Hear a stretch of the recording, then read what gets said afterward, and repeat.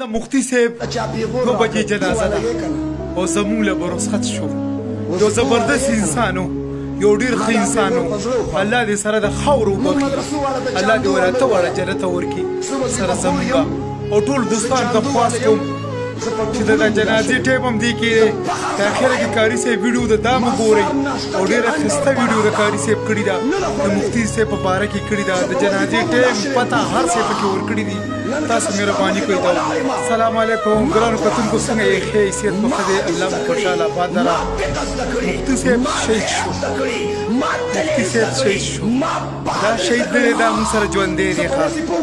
د ده به یادونه موږ سره ټول عمر وي، د ده هغه تقریرونه او هغه خبرې به موږ سره ټول عمر وي. الله دې د ده له جنت فردوس ورکړي، الله دې دا سره د خاورو وبخي. یو ډېر زبردست انسان و. زموږ راتلونکي نسل به هم دا یاد ساتي.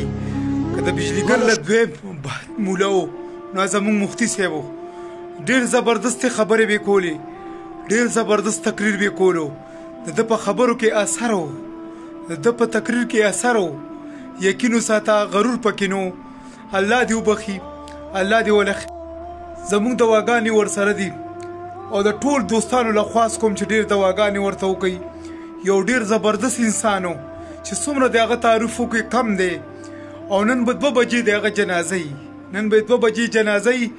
د اخره کې د قاري صاحب دا ویډیو تاسو مکمل وګورئ، تاسو ته مکمل ډیټیل او د هر یو شي پته تاسو ته درولګي. مهرباني وکړئ دا ویډیو وګورئ ځان سره او مخکې هم شیر کړئ. انا سره ځان دې جنازې ته ورسېږي. صحیح شو. نو زموږ عزتمندو د جنازې وخت فی الحال هغه نن د ماسپښین 2 بجې مقرر کړی دی. ښه، پورا 2 بجې د جنازې وخت مقرر شوی دی. ان شاء الله 2 بجې به جنازه ادا کیږي. صحیح شو. ها، اوس کوم ځای کې به جنازه ادا کیږي او دا په توجه سره وورئ. ښه کنه، زموږ عزتمندو جنازه چې دا به ادا کیږي په نوشیره کلا خویشګي روډ ماناخیل ګراوند، په دغه ګراوند کې به جنازه ادا کیږي. صحیح شو.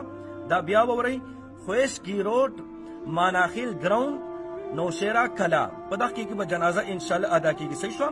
کدینه علاوه نور معلومات تاسو کول غواړئ، څه مشکل تاسو ته نو په سکرین دا دواړه نمبر تاسو ته ښکاري، په دې نمبر باندې بیا تاسو